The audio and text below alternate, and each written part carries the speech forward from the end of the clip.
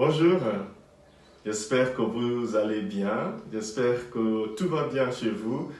Sinon, je prie pour vous que le Seigneur vous vienne en aide. Ce matin, nous allons lire l'Évangile selon saint Matthieu, chapitre 8, de versets 28 à 34. Dans ce texte, nous voyons comment Jésus a réagi face à deux hommes possédés. Et de ce texte, j'aimerais partager avec vous trois choses sur comment faire face au mal. Comment faire face au mal. Comment faire face au mal. Si maintenant dans la vie, le mal était de ce côté et le bien était de ce côté, écoutez, ça aurait été très facile. On choisit le côté du bien et on évite le côté du mal. Sauf que dans la vraie vie, non, les choses ne se passent pas comme ça. Le mal se mélange souvent avec le bien. C'est souvent des bonnes personnes qui font des choses terribles. C'est souvent des mauvaises personnes, et de temps en temps, des mauvaises personnes, selon nous, c'est un jugement qui parfois n'est pas juste. Les mauvaises personnes font aussi des bonnes choses. C'est ainsi que va la vie.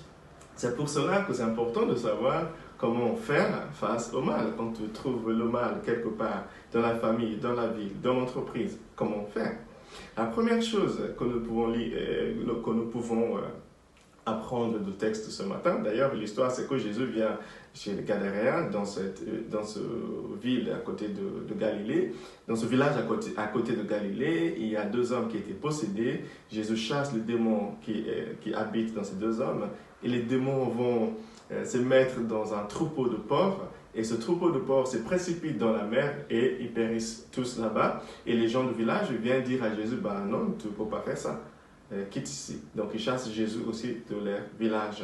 Du coup, ce matin, il y a trois choses que j'aimerais souligner dans ce texte par rapport à comment réagir face au mal. La première chose, c'est de ne surtout pas mélanger le mal et la personne qui porte le mal. Il y a toujours une différence entre la personne dans laquelle existe le mal et le mal en soi. Donc c'est ça que les gens de ce village n'ont pas su faire. Du coup, ils ont expulsé les deux hommes possédés parce qu'ils étaient possédés des démons. La deuxième chose à faire, c'est ce que Jésus a fait. Ne pas laisser le mal nous tromper, ne pas laisser le mal nous confondre. Qu'est-ce qui se passe dans ce texte? Une fois que ces deux hommes voient Jésus, ils commencent à le flatter. Tu es le Christ, le Fils de Dieu. Ils commencent à prononcer tous les titres de Jésus et Jésus ne s'est pas laissé influencer par ces louanges. Attention, parce que la langue du diable est très douce. Il sait manipuler des gens. Donc fais attention à ne pas te laisser tromper par le mal. La troisième et la dernière chose que j'aimerais dire, et bien sûr vous savez que Jésus s'attaque frontalement aux démons, mais pas aux hommes, aux démons, et il les expulse. La troisième et la dernière chose dans ce texte qui me semble intéressante, c'est que une fois que les démons sont partis, une fois que le troupeau de porcs était déjà dans la mer, les gens du village, ils viennent à Jésus et ils lui demandent de quitter leur village. Mais quoi? Revenons au contexte. Pour les Juifs, les porcs étaient des animaux interdits, des animaux qu'il ne fallait surtout pas manger, des animaux impurs. Du coup, tu aurais pu penser que si quelqu'un arrive à chasser un troupeau de porcs dans une région juive du 1er siècle, je ne parle pas des Juifs aujourd'hui, je ne connais pas trop, je parle des Juifs du 1er siècle. On aurait dit, écoute, il aurait applaudi, merci monsieur, tu nous as aidé à chasser les animaux impurs de nos villages. Eh non, cher ami, quand tu t'attaques au mal, parfois c'est toi qui serais attaqué par les personnes même que tu essaies d'aider. Ça peut nous arriver. Eh oui, si tu veux t'attaquer au mal, soyez prêt, sois prêt pour un combat. Car le diable ne pardonne pas. Il se venge toujours.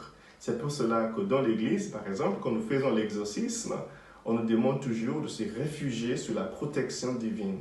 Tu ne peux pas te battre contre le mal avec tes propres forces. Couvre-toi par la force divine dans la prière. Il n'y a que Dieu qui peut te protéger. Si tu te lances à combattre le mal dans le monde dans tes propres forces, c'est dangereux. Je t'assure que le diable ne pardonne pas. Il va se venger. Je ne vais pas pour te menacer, hein, ce n'est pas du tout pour te décourager. Il faut aller combattre le mal autant que possible dans le monde. Mais sache en même temps qu'en face de toi, l'esprit de mal est méchant. D'où l'importance de se couvrir avec la protection de Dieu, avec le pouvoir du Saint-Esprit. C'est pour cela que les chrétiens ne vont jamais en guerre contre le mal sans la prière. Je prie pour vous ce matin que le Seigneur vous bénisse, le Père, le Fils et le Saint-Esprit. Amen.